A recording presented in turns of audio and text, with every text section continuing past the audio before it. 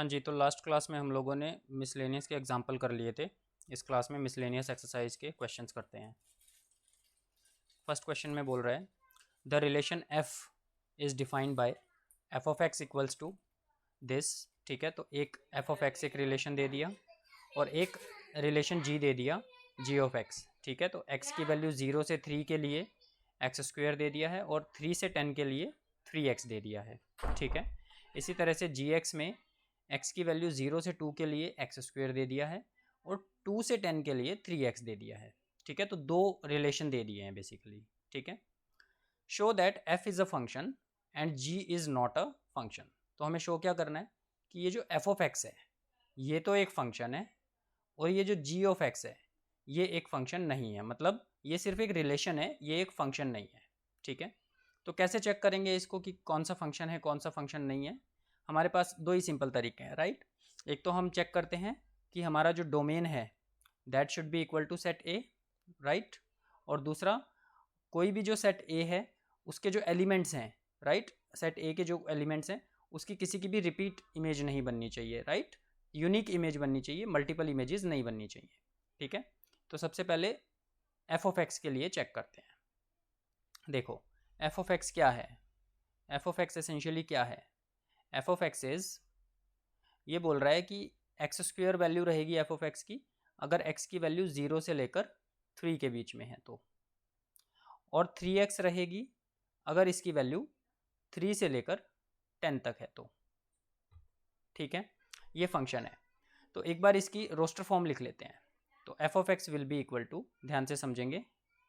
देखो अगर x की वैल्यू 0 लेता हूँ मैं तो y की वैल्यू क्या आएगी, क्योंकि यहाँ पे फंक्शन की डेफिनेशन क्या है, एक्स स्क्वेयर है तो 0 का स्क्वेयर, राइट, विच इज़ 0।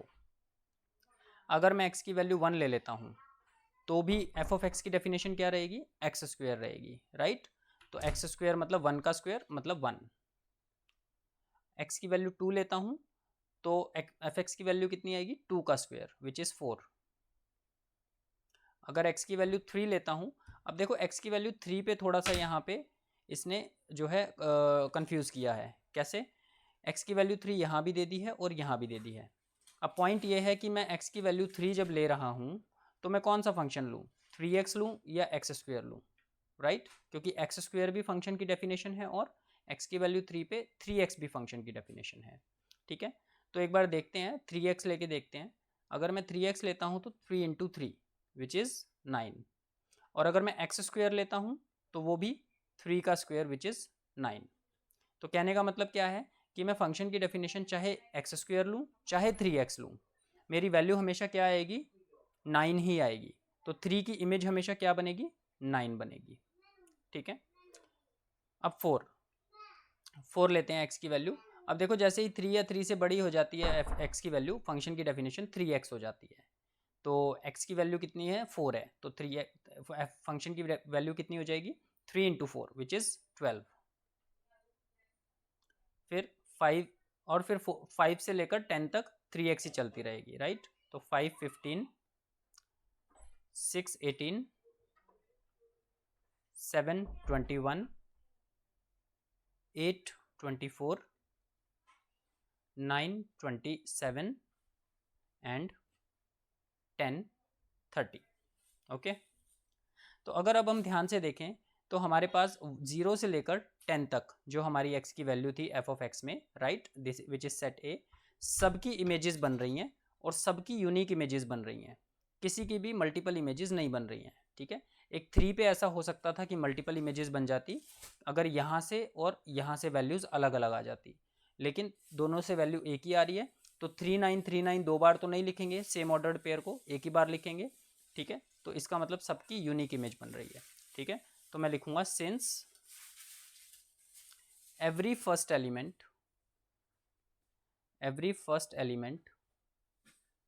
या फिर ऐसा लिखते हैं since every element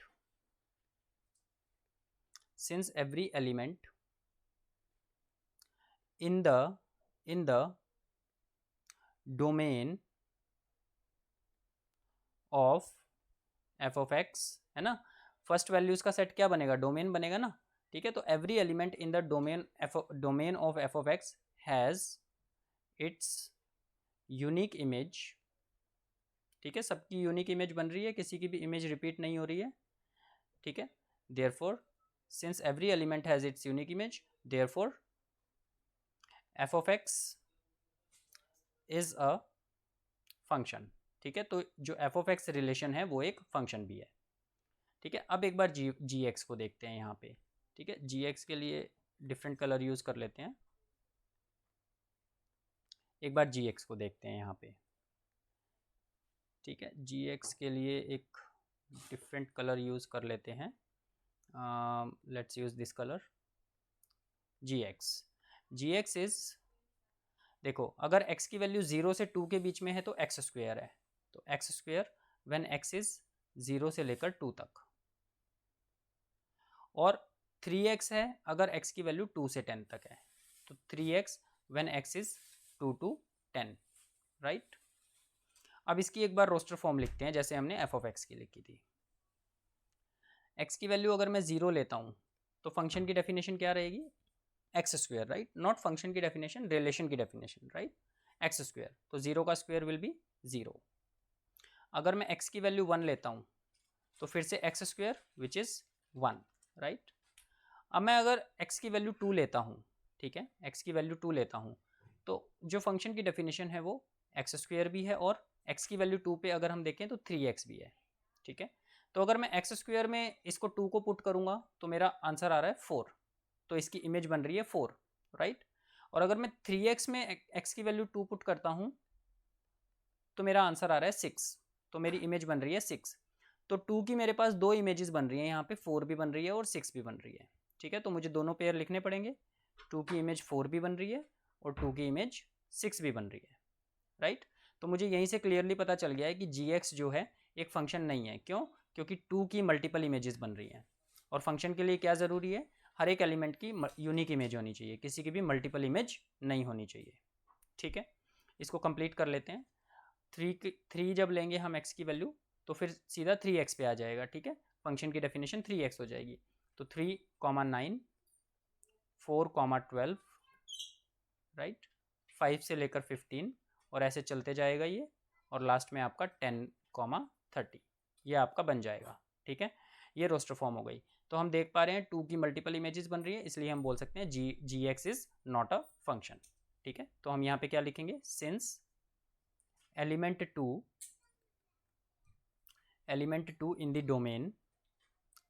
in the domain of gx has multiple images, therefore gx is not a function, gx एक फंक्शन नहीं है, ठीक है। इसको आप पॉज करके नोट डाउन कर लीजिए, आगे बढ़ते हैं, नेक्स्ट क्वेश्चन देखते हैं।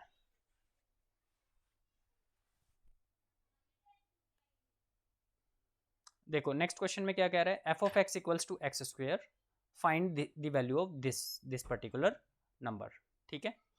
इस टर्म की वैल्यू निकालनी है, ठीक है। ये तो काफ़ी सिंपल क्वेश्चन है।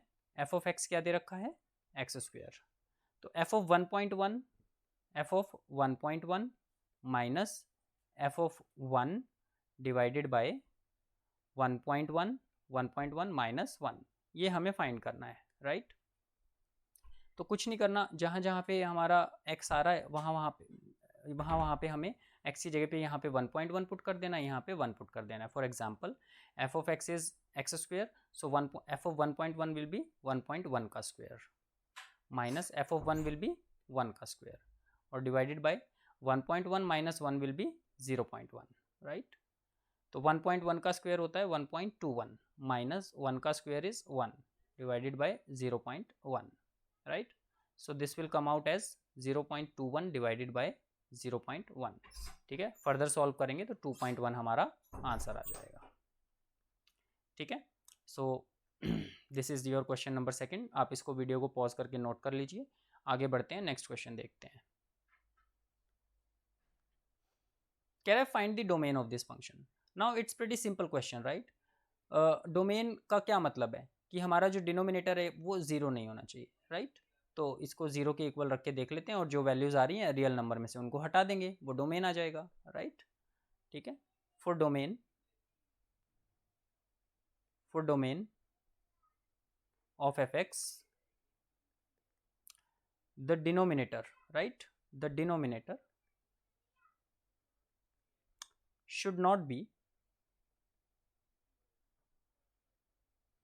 equal to 0, right, equal to 0। तो x square minus 8x plus 12, इसको एक बार 0 रख के देख लेते हैं, इसकी वैल्यूज़ निकाल लेते हैं।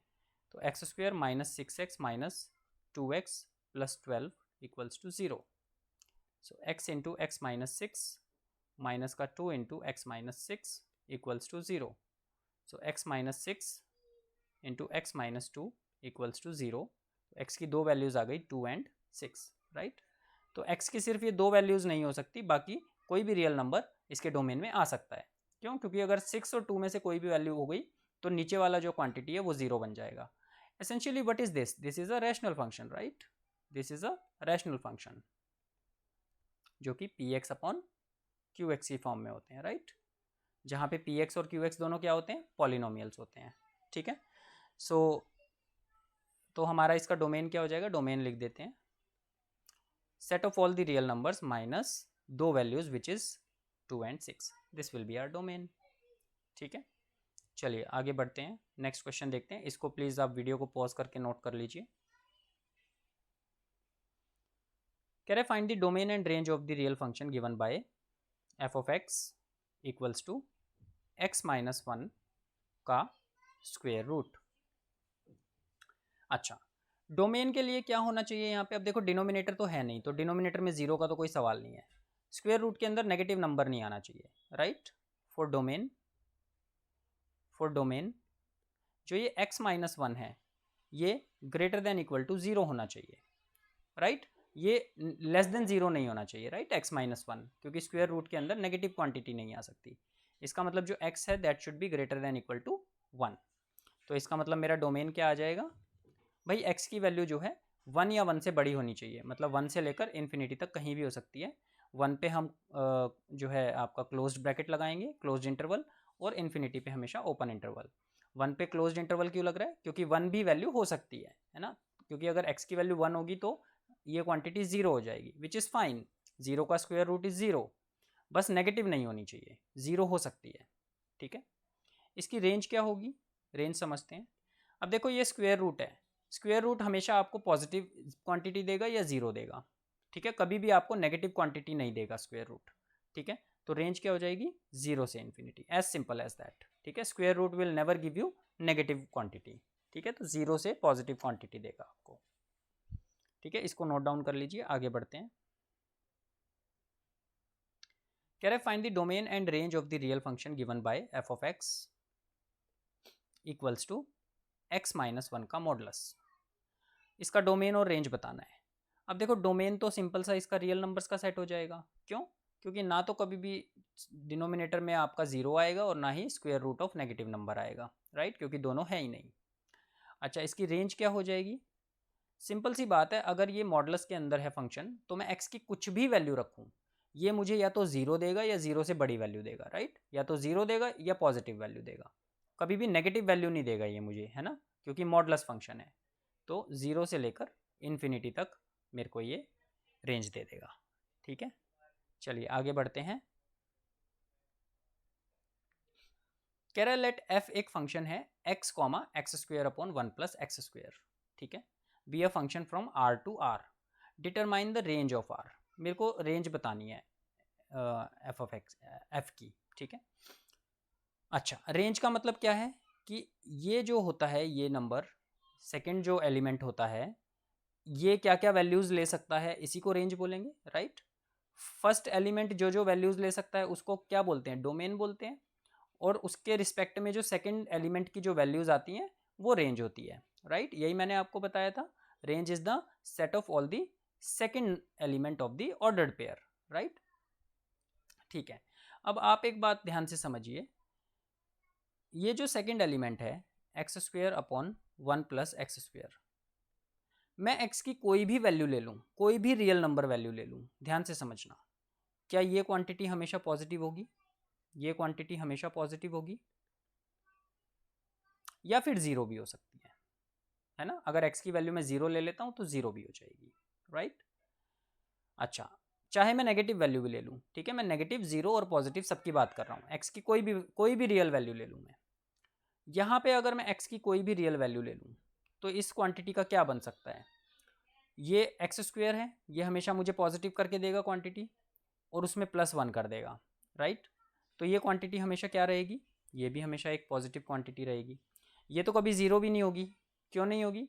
क्योंकि आप x की कोई भी वैल्यू ले लीजिए, नेगेटिव ले लो, ज़ीरो ले लो या पॉजिटिव ले लो, ये क्वांटिटी हमेशा आपको पॉजिटिव नंबर दे देगी और उसमें या फिर ज़ीरो दे देगी, ज़्यादा से ज़्यादा क्या होगा? ज़ीरो दे देगी।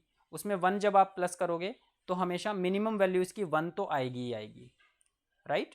तो ऊपर वाली क्वांटिटी भी हमेशा ज़ीरो से पॉजिटिव नंबर दे रही है मुझे और नीचे वाली क्वांटिटी तो हमेशा ही पॉजिटिव है, ठीक है? तो अगर ज़ीरो अपॉन पॉजिटिव क्वांटिटी होती है तो मुझे रेंज क्या मिलेगी? ज़ीरो। और अगर ऊपर एक पॉजिटिव क्वांटिटी आ जाती है और नीचे भी पॉजिटिव क्वांटिटी आती है तो रेंज मुझे क्या मिलेगा? Positive real number, right? तो इसका मतलब जो इसकी रेंज आएगी वो या तो ज़ीरो आ सकती है, डिपेंडिंग अपॉन कि अगर ऊपर हमने ज़ीरो ले लिया है और अगर ज़ीरो के अलावा हमने कोई और वैल्यू ले ली है एक्स की, चाहे वो नेगेटिव हो चाहे वो पॉजिटिव हो, ठीक है? तो हमेशा मुझे क्या मिलेगा? यहाँ से एक पॉजिटिव वैल्यू मिलेगी। वो क्यों मिलेगी? क्योंकि एक्स स्क्वेयर है, तो अगर नेगेटिव वैल्यू भी हम ले रहे हैं तो भी वो हमें पॉजिटिव करके देगा, ठीक है? तो इसकी एसेंशियली जो मैं कहना चाहता हूँ, इसकी रेंज जो बनेगी वो ज़ीरो से लेकर पॉजिटिव रियल नंबर्स तक बनेगी। तो ज़ीरो से लेकर इन्फिनिटी तक इसकी रेंज बन जाएगी, ठीक है? हमें इसकी रेंज बतानी थी, हम बता चुके हैं। इसका डोमेन अगर पूछा जाता तो क्या होता? अब देखो, डोमेन के लिए हम अगेन वही चीज़ देखते हैं कि यार एक तो स्क्वायर रूट में नेगेटिव नंबर नहीं आना चाहिए और डिनोमिनेटर में ज़ीरो नहीं आना चाहिए। तो स्क्वायर रूट तो यहाँ पे है ही नहीं, तो वो तो केस ही खत्म हो गया, ठीक है? नीचे डिनोमिनेटर में ज़ीरो कब आ सकता है? कभी नहीं आ सकता, क्योंकि आप x की या तो नेगेटिव वैल्यू लोगे या ज़ीरो लोगे या पॉजिटिव लोगे, तीनों ही केस में एक्स स्क्वायर आपको पॉजिटिव वैल्यू दे देगा, ठीक है? और +1 भी है, ठीक है? तो डोमेन में आप कोई भी रियल नंबर ले सकते हो, ठीक है? All the real numbers will be its domain और इसकी रेंज क्या है? 0 to इन्फिनिटी, ठीक है? तो आप इसको नोट डाउन कर लीजिए। आगे बढ़ते हैं, नेक्स्ट क्वेश्चन देखते हैं। देखो, ये बड़ा सिंपल क्वेश्चन है। एफ और जी दो फंक्शंस हैं from real numbers to real numbers, defined by f of x is this, g of x is this, find f plus g. F plus g क्या होता है? F of x plus g of x, right? It's a very simple question. F of x क्या है? X plus one, और जी of x क्या है? 2x minus three. तो answer क्या आ जाएगा? X plus two x 3x और 1 minus three 2, 3x minus two. F minus g पूछा है, f minus g, so this will be f of x minus g of x. So f of x is x plus one minus g of x is 2x minus 3. So this will be x plus 1 minus 2x plus 3. So this will be minus x plus 4. f upon g पूछा है, f upon g, ठीक है? So f of x upon g of x. So f of x is x plus 1 और divided by g of x क्या है? 2x minus 3, ठीक है? ये हमारा आंसर हो गया। बस इसमें यहाँ पे एक छोटा सा आपको डिस्क्लेमर क्या देना है कि जो x की वैल्यू है वो 3/2 नहीं हो सकती। x can not be 3/2। Why? क्योंकि अगर x 3/2 हो गया तो नीचे वाली क्वांटिटी 0 हो जाएगी, जिस केस में फंक्शन नॉट डिफाइंड हो जाएगा, ठीक है? तो x की value can not be 3/2, right? इस वैल्यू को हम 0 पुट करके x की वैल्यू निकाल लेंगे और फिर हम बोलेंगे कि x की वो वैल्यू नहीं हो सकती, बस, ठीक है? चलिए नेक्स्ट क्वेश्चन देखते हैं, इसको नोट डाउन कर लीजिए। देखिए, f एक फंक्शन दिया है जिसके ऑर्डर्ड पेयर दे दिए हैं 1 1 2 3 0 -1 and this, be a function from z to z, ठीक है? इंटीजर के सेट पे ये फंक्शन है, defined by f of x equals to a x plus b. F of x की जो डेफिनेशन है वो दे दी है ए एक्स प्लस बी, ठीक है? और उसके कुछ ऑर्डर्ड पेयर भी दे दिए हैं, कह रहा है find the value of a and b, ठीक है? तो सिंपल सी बात है, अगर ये ऑर्डर्ड पेयर एफ में आते हैं तो ये ऑर्डर्ड पेयर इसको सेटिस्फाई करेंगे, राइट? तो अगर मान लो मैं ये वाला ऑर्डर्ड पेयर उठाता हूँ तो जब x की वैल्यू 1 है, राइट? x की वैल्यू 1 है तो f ऑफ x की वैल्यू भी क्या है? 1 है, राइट? एफ ऑफ एक्स की वैल्यू भी क्या है 1 है। एक बार इसको इसमें सब्सटीट्यूट कर देते हैं, तो एफ ऑफ एक्स की जगह पे 1 equals to a into x की जगह पे भी 1 plus b, so this implies a plus b equals to 1। इसको मैंने मान लिया इक्वेशन 1। ठीक है, मुझे ए और बी की वैल्यू निकालनी है ना।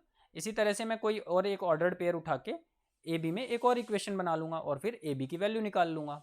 ठीक है, अब मैं एक काम करता हूँ, मैं 2 3 नहीं उठा रहा, मैं सीधा ये उठा रहा हूँ 0 -1। क्यों? क्योंकि इसमें एक 0 है, तो एक टर्म तो ख़त्म ही हो जाएगी। ठीक है, तो ये वाला उठा लेते हैं।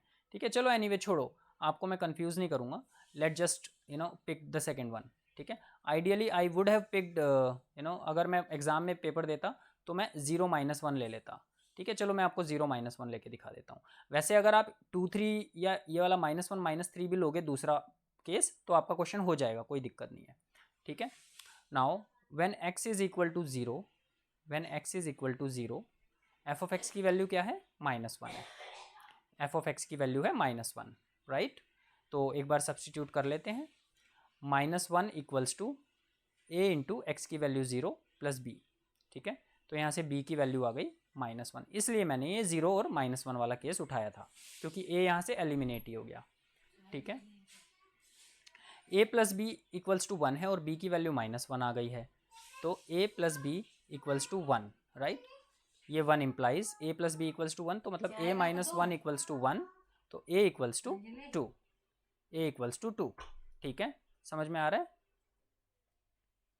ठीक है, तो a की वैल्यू 2 आ गई, तो हमारी a की वैल्यू 2 आ गई और b की वैल्यू -1 आ गई। यही हमें क्वेश्चन करना था।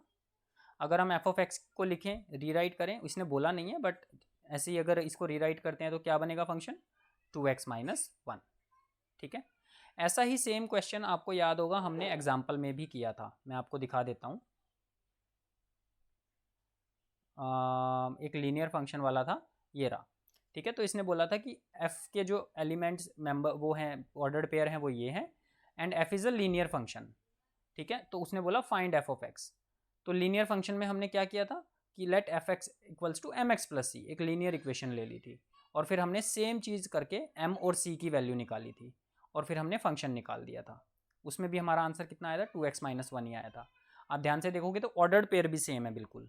ठीक है, जो हमारा अभी हमने क्वेश्चन किया है और इस वाले एग्जाम्पल में ऑर्डर्ड पेयर भी बिल्कुल सेम है।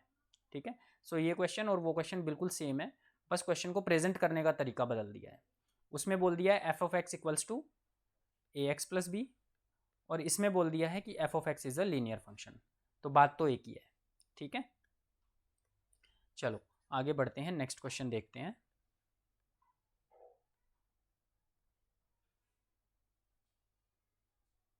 क्वेश्चन नंबर 9,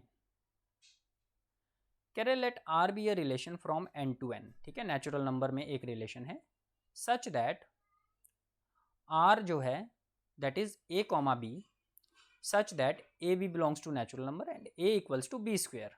ठीक है, तो जो फंक्शन में जो फंक्शन रिलेशन की डेफिनेशन बोल रहा है, वो बोल रहा है कि ए इक्वल्स टू बी स्क्वेयर है।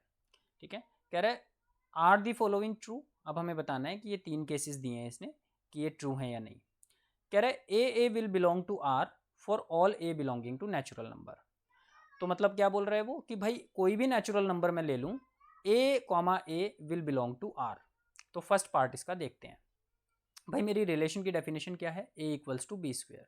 ठीक है, तो फर्स्ट केस में for a belonging to natural number, अगर मैंने ए कोई नेचुरल नंबर ले लिया, तो क्या ए जो है अपने ही स्क्वायर के इक्वल होगा? नहीं होगा ना, a will never be equal to its own square. अगर ए की वैल्यू 1 है, उसी केस में बस ये अपने स्क्वायर के इक्वल होगा, अदरवाइज ये अपने स्क्वायर के इक्वल नहीं होगा, राइट।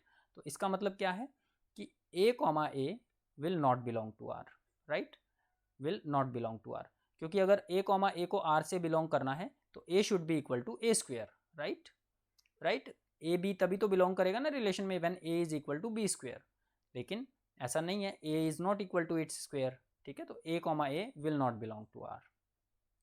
ठीक है, सेकेंड पार्ट में क्या कह रहा है? कह रहा है अगर ए बी आर को बिलोंग करता है तो इसका मतलब है बी ए भी आर को बिलोंग करता है। चेक कर लेते हैं। हमने बोला let a comma b belongs to R. ठीक है, अब इसका क्या मतलब है? अगर ए बी बिलोंग कर रहा है आर को, तो इसका मतलब है a equals to b square, right, इसका तो यही मतलब है, ठीक है। नाउ क्या इसका ये भी मतलब है कि b equals to a square? क्या मैं ऐसा भी बोल सकता हूँ? बिल्कुल नहीं बोल सकता, राइट। a b स्क्वेयर के इक्वल है, लेकिन b a स्क्वेयर के इक्वल थोड़ी हो सकता है। अगर a 4 है और b 2 है तो a is clearly b square के इक्वल, राइट। बट क्या b भी a स्क्वेयर के इक्वल है? भाई b की वैल्यू 2 है और a स्क्वेयर की वैल्यू कितनी आएगी? 16 आएगी। तो b is not equal to a square. इसका क्या मतलब है कि जो b कॉमा a है that will not belong to r, ठीक है। सो सेकेंड वाला भी फॉल्स हो गया। थर्ड वाला एक बार चेक करते हैं।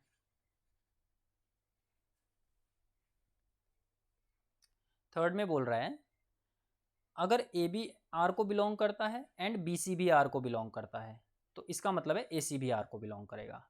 इसको भी एक बार चेक कर लेते हैं। तो हमने बोला let a comma b belongs to R. इसका क्या मतलब है कि a will be equal to b square, ठीक है। फिर हमने बोला let b comma c belongs to R, ठीक है। इसका क्या मतलब है कि जो बी है that will be equal to c square, right. अब कह रहा है कि प्रूव करो कि ए सी भी आर को बिलोंग करेगा, ठीक है। प्रूव नहीं करना है, चेक करना है कि ए सी आर को बिलोंग करेगा या नहीं करेगा, ठीक है। तो ये कैसे चेक करेंगे भाई? अगर ए सी आर को बिलोंग करेगा तो इसका क्या मतलब है? A should be equal to c square, तभी हम बोल सकते हैं कि ए सी आर को बिलोंग करता है, राइट। एक बार चेक कर लेते हैं।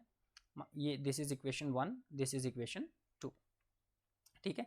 यहाँ से हम एक काम करते हैं, यहाँ से इक्वेशन 2 से बी की वैल्यू उठा के इसमें सब्सटीट्यूट कर देते हैं, ठीक है।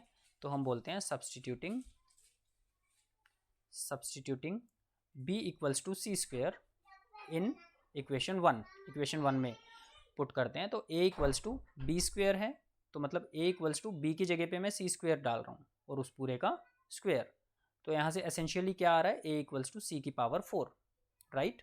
But a equals to c square तो नहीं आ रहा है, सी की पावर 4 के इक्वल आ गया, ये तो सी स्क्वेयर नहीं आया। तो इसका मतलब a कॉमा सी जो है वो r को बिलोंग नहीं करेगा, ठीक है। तो तीनों ही केसेस में जो है हमारे जो ये केसेस हैं ये तीनों फॉल्स केसेस हैं, ठीक है। ना तो a कॉमा ए आर को बिलोंग करेगा, ना ही अगर ए बी बिलोंग करता है आर को तो ज़रूरी है कि बी कॉमा ए आर को बिलोंग करेगा, और ना ही तीसरा केस ट्रू है जिसमें ये बोल रहा है कि ए बी और बी सी आर को बिलोंग करते हैं तो ए सी बी आर को बिलोंग करेगा। तो तीनों ही केस हमारे जो हैं वो फॉल्स हैं, ठीक है। So this is also false, this is also false and this is also false, तीनों केसेस फॉल्स हैं, ठीक है। इसको आप नोट डाउन कर लीजिए। आगे बढ़ते हैं, नेक्स्ट क्वेश्चन देखते हैं। देखो कह रहे लेट ए ये सेट है, बी ये सेट है एंड एफ जो है एक फंक्शन दे दिया इस तरीके से ऑर्डर्ड पेयर बना के। कह रहे are the following true, F is a relation from A to B. Definitely F एक रिलेशन तो है ए से बी, राइट। क्योंकि आप फर्स्ट एलिमेंट देखेंगे 1 2 3 4 2, ये सारे कहाँ से आ रहे हैं? ए से आ रहे हैं। और सेकंड एलिमेंट अगर आप देखेंगे 5 9 1 5 11, तो 5 9 1 5 11 ये सारे बी से आ रहे हैं। तो फर्स्ट केस तो हमारा ट्रू है, right, it's a relation. Second case में पूछ रहा है क्या एफ एक फंक्शन भी है ए टू बी। तो देखो यहाँ पे जो एलिमेंट 2 है उसकी मल्टीपल इमेजेस बन रही हैं, ठीक है। 2 की इमेज 9 भी बन रही है और 2 की इमेज 11 भी बन रही है। तो एफ एक रिलेशन तो है ए से बी में बट फंक्शन नहीं है, ठीक है। तो सेकंड केस हमारा क्या है? फॉल्स है, फॉल्स है, right. F is not a function, f is not a function. Why? because element 2 has multiple images, ठीक है। element 2 has multiple images, ठीक है। आगे बढ़ते हैं, नेक्स्ट क्वेश्चन देखते हैं। इसको आप नोट डाउन कर लीजिए। कह रहे let f be the subset of z cross z defined by f equals to A B और a plus B, A B comma A plus B. तो जो हमारा f है वो है A B comma A plus B, ठीक है। ये हमारा रिलेशन की डेफिनेशन दे दी है, ठीक है। और a और b दोनों कहाँ से आ रहे हैं? इंटीजर्स से आ रहे हैं, a और b दोनों इंटीजर्स हैं, ठीक है। ये हमारा रिलेशन है। एक फर्स्ट एलिमेंट इसका ए बी होगा, सेकेंड एलिमेंट इसका ए प्लस बी होगा। तो कह रहा है is F a function from Z to Z, justify your answer. तो हमें बताना है कि ये एक फंक्शन है या नहीं है। अब देखो फंक्शन होने के लिए सिंपल सी बात है, हमें ये बताना, हमें ये शो करना पड़ेगा कि ये चेक करना पड़ेगा हमें कि ये जो फर्स्ट एलिमेंट है इसकी रिपीट इमेज तो नहीं बन रही है। अगर फर्स्ट एलिमेंट की रिपीट इमेज बन रही है तो ये फंक्शन नहीं है, और अगर इसकी रिपीट इमेज नहीं बन रही है तो ये फंक्शन है, राइट, अगर यूनिक इमेज बन रही है तो, ठीक है। और ए और बी दोनों क्या है, इंटीजर्स हैं। अब देखो यहाँ पे मैं एक केस लेता हूँ आपके सामने। मान लिया मैंने ए की वैल्यू लेट ए की वैल्यू 1 और बी की वैल्यू 0 ले ली मैंने, ठीक है। तो मेरा जो फर्स्ट एलिमेंट है ए बी वो क्या होगा, 1 इंटू 0 विच इज़ 0। और जो मेरा सेकेंड एलिमेंट है ए प्लस बी वो क्या होगा, 1 प्लस 0 विच इज़ 1। तो जो मेरा ऑर्डर्ड पेयर है, ऑर्डर्ड पेयर वो क्या बनेगा भाई, फर्स्ट एलिमेंट ए बी है विच इज़ 0 और सेकेंड एलिमेंट ए प्लस बी है, राइट, उसकी इमेज विच इज़ 1। तो ये मेरा ऑर्डर्ड पेयर बन गया। अब मैं एक और केस ले लेता हूँ, मैंने ए की वैल्यू को बदल दिया और मैंने 2 कर दिया, ठीक है, क्योंकि ए और बी तो दोनों इंटीजर्स हैं तो मैं कोई भी इंटीग्रल वैल्यू ले सकता हूँ, ठीक है। और बी की वैल्यू को मैंने 0 ही रखा। अब ए बी कितना आएगा मेरा, 2 into 0 which is 0। A plus B कितना आएगा मेरा, 2 प्लस 0 विच इज़ 2, ठीक है। तो ऑर्डर्ड पेयर क्या बनेगा मेरा यहाँ पे, ऑर्डर्ड पेयर 0,2 बन जाएगा। अब देखो मुझे यहीं पे क्लियरली दिख गया कि भाई एक जो एलिमेंट है 0 उसकी मल्टीपल इमेजेस बन रही हैं, 1 भी बन रही है 2 भी बन रही है। इसी तरह से आप ए की वैल्यू को चेंज करते जाएंगे, 3 4 5 इन्फिनिटी तक रखते जाएंगे, लेकिन बी की वैल्यू को 0 ही रखेंगे तो आपकी 0 की मल्टीपल इमेजेस बनती जाएंगी, इनफाइनाइट इमेजेस बना सकते हो आप 0 की, ठीक है। अभी तो मैंने बी को 0 लिया है, फिर आप ए को 0 ले सकते हो, बी की वैल्यूज़ चेंज कर सकते हो। उस केस में भी क्या होगा, सेम कहानी होगी, ए बी हमेशा 0 आएगा और ए प्लस बी हमेशा चेंज होते जाएगा, राइट। सो कहने का मतलब मेरा ये है कि ए बी अगर दोनों इंटीजर्स हैं तो अगर इनमें से किसी एक की वैल्यू 0 हो जाती है तो उस केस में क्या होगा, आपके 0 के मल्टीपल इमेजेस बन जाएंगे, ठीक है। तो इसका मतलब ये एक फंक्शन नहीं है, ठीक है। तो मैं बोलूँगा since first element 0 will have multiple images, therefore f is not a function, f is not a function, f एक फंक्शन नहीं है। क्यों नहीं है, क्योंकि जो फर्स्ट एलिमेंट 0 है उसकी मल्टीपल इमेजेस बन रही हैं। एंड आई होप आपको समझ में आ गया होगा कि ये 0 की मल्टीपल इमेजेस क्यों बन रही हैं, क्योंकि ए और बी दोनों इंटीजर हैं। मैं इंटीजर की वैल्यू तो चेंज कर रहा हूँ, ए की वैल्यू तो चेंज कर रहा हूँ, लेकिन अगर मैंने किसी एक की वैल्यू 0 रख दी तो ए बी क्या आ रहा है, बार बार 0 ही आ रहा है मल्टीप्लाई करने पे, लेकिन जो उसकी इमेज है ए प्लस बी वो चेंज होते जा रही है। इसका मतलब 0 की मल्टीपल इमेजेस बनती जा रही हैं, ठीक है, 0 3 0 4 0 5 ऐसे बनती जाएंगी, राइट। तो इसका मतलब, और हमें कोई एक, अगर एक भी एलिमेंट मिल जाता है जिसकी मल्टीपल इमेजेस हैं तो हम बोल सकते हैं कि वो रिलेशन एक फंक्शन नहीं है, राइट। तो हमें एक ऐसा एलिमेंट मिल गया है 0 जिसकी मल्टीपल इमेजेस हैं, ठीक है, तो हम बोल सकते हैं कि ये एक फंक्शन नहीं है, ठीक है। तो आप इसको नोट डाउन कर लीजिए। नेक्स्ट क्वेश्चन देखते हैं। ये आपका इस चैप्टर का लास्ट क्वेश्चन है, इसके बाद आपका चैप्टर खत्म हो जाएगा। ए एक सेट है जिसमें ये एलिमेंट्स हैं और एफ कोई रिलेशन है फ्रॉम ए टू एन, ठीक है, ए से natural number defined by F N. F N क्या है, फंक्शन क्या है, the highest prime factor of N.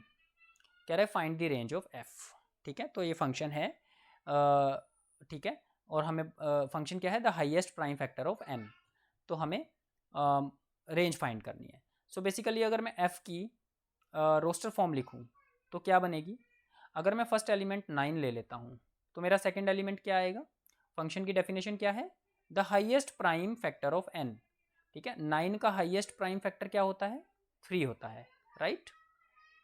इसी तरह से अगर मैं 10 ले लेता हूँ सेकंड एलिमेंट तो इसका हाईएस्ट प्राइम फैक्टर क्या होगा, भाई 10 के 2 फैक्टर्स होते हैं, 2 इंटू 5, तो हाईएस्ट प्राइम फैक्टर कौन सा है, 5 है, तो 10 के साथ 5 आ जाएगा। 11 के साथ, अब 11 तो खुद ही एक प्राइम नंबर है तो इसका हाईएस्ट प्राइम फैक्टर भी क्या होगा, ये खुद ही होगा, ठीक है। 12 का हाईएस्ट प्राइम फैक्टर क्या होगा, 12 के फैक्टर कौन कौन से होते हैं, 2 3 4 6 और खुद 12, ठीक है। तो प्राइम फैक्टर कौन कौन से हैं इनमें से, 2 और 3, बाकी सारे तो कॉम्पोजिट नंबर्स हैं, राइट। और 2 और 3 में से भी हाईएस्ट प्राइम फैक्टर कौन सा है, 3 है। तो 12 के साथ कौन सी इमेज बनेगी, 3 की बनेगी। और फिर 13 लूँगा अगर मैं, तो 13 तो खुद ही एक प्राइम नंबर है, तो इसका जो हाईएस्ट फैक्टर होगा वो भी क्या होगा, 13 ही होगा। तो ये हमारे फंक्शन की जो है रोस्टर फॉर्म बन गई है, ठीक है। अब यहाँ पे इसने बोला है कि इसकी रेंज बतानी है, तो रेंज क्या होती है, set of second elements, right. तो इसकी रेंज क्या हो जाएगी, सेट ऑफ सेकंड एलिमेंट्स। सो 3 5, ये ब्रैकेट नहीं लगेगा यहाँ पे, 3 5 11, फिर से 3 आ रहा है नहीं लिखेंगे, और 13, राइट। तो ये इसकी रेंज हो जाएगी। Is this a function, yes it is a function, because आप ध्यान से देखो तो 9 कोई भी फर्स्ट एलिमेंट रिपीट नहीं हो रहा है, मतलब सबकी अपनी यूनिक इमेज है।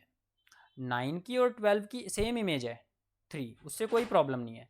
किसी भी एलिमेंट की एक से ज़्यादा इमेज नहीं है, तो ये एक फंक्शन है, ठीक है। तो अगर ये हमसे पूछता कि इज दिस अ फंक्शन, तो हम बोलते yes it is a function, ठीक है। इसका डोमेन क्या है, सेट ए है और क्या बोलते हैं, इसकी रेंज क्या है, रेंज हमने लिख दी है, ठीक है। इसका डोमेन भी लिख देते हैं, डोमेन क्या है, सेट ए है, राइट। सबकी इमेजेस बन रही हैं, तो 9 10 11 12 13, ये इसका डोमेन है, ठीक है। It is a function, right, ठीक है। तो ये आपका रिलेशंस एंड फंक्शंस का जो है टॉपिक था, ठीक है। आपका ये चैप्टर ख़त्म हो गया है, सेकंड चैप्टर, ठीक है। इसमें इंपॉर्टेंट चीज़ें जो हमने पढ़ी वो एक तो कार्टेशियन प्रोडक्ट पढ़ा, ठीक है, कार्टेशियन प्रोडक्ट। फिर हमने पढ़ा रिलेशंस के बारे में, है ना, रिलेशन क्या होते हैं, subset of Cartesian product, right.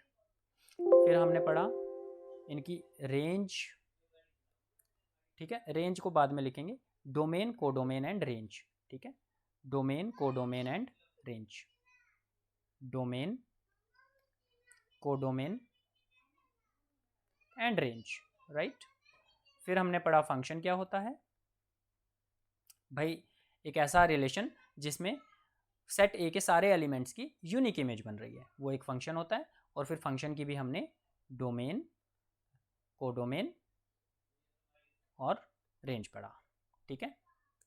तो ये हमारा इस चैप्टर का सार है, जो हमने टॉपिक्स पढ़े हैं, ठीक है। तो इस चैप्टर को अच्छे से रिवाइज कर लीजिए, मिलते हैं नेक्स्ट चैप्टर में, तब तक के लिए थैंक यू वेरी मच।